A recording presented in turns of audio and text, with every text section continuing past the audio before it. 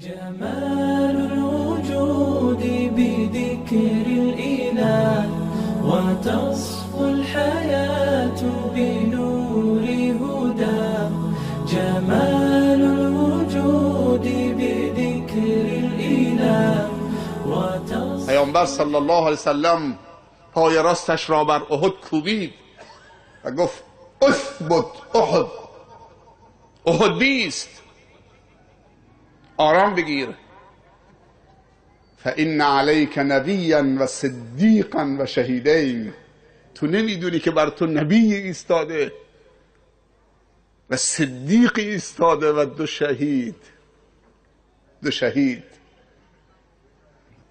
ما در بزرگانی که دین را به ما رسوندن شک نمی کنیم. تنقیص اونها نیست.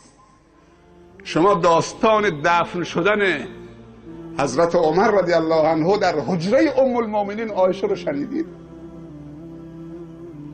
وقتی که امیر المؤمنین حضرت عمر رضی الله عنه در محراب خنجر خورد و فهمید که این خنجر خنجر شهادت و دعای پیامبر در حقش مستجاب شده و دعای خودش هم مستجاب شده که میگفت خدایا جهاد در راه خودت و دفن در شهر پیامبرت نصیبم بکن.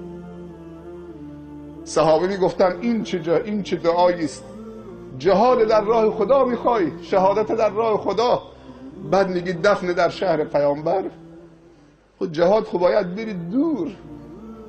گفت من خودم میدونم چی میگم.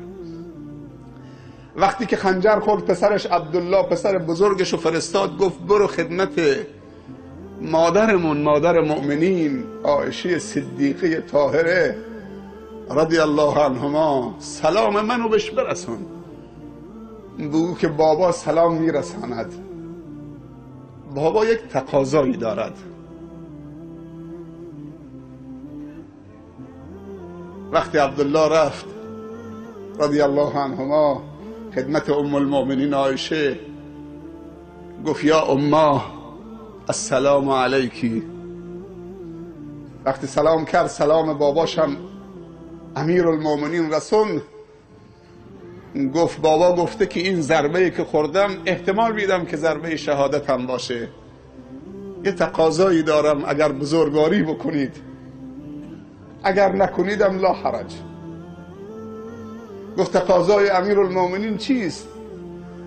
گفت تقاضا دارد که اگر شما بزرگواری بکنید کنار شوهر شما رسول الله صلی الله علیه وسلم و کنار پدر شما ابوبکر صدیق رضی الله عنه در حجره شما و غرفه شما دفن بشود.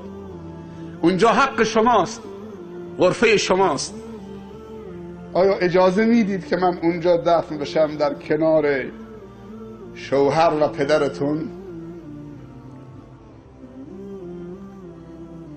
عایشه رضی الله عنها فرمود که من همیشه میشنیدم که پیامبر صلی الله علیه وسلم میفرمود دخلت انا و ابوبکر و عمر، خرجت انا و ابوبکر و عمر، فعلت انا و ابوبکر و عمر.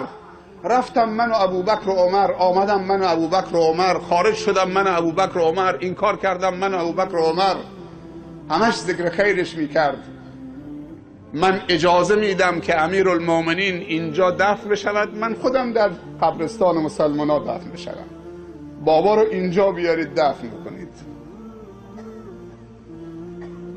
نفرین ها کارساز نیست.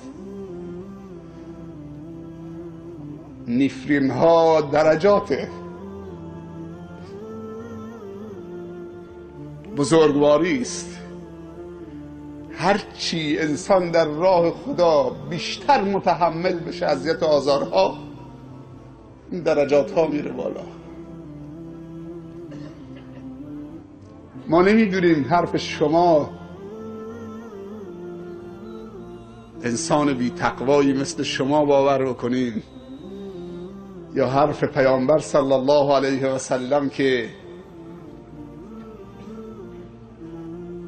میگه که از هر راهی که عمر انتخاب بکنه، از اون راه ابلیس نمیتونه تو اون کوچه و اون مسیر روبروی عمر بشود. رضی الله عنه. و هیچ موقع دروغهای شما برای ما قابل باور نیست.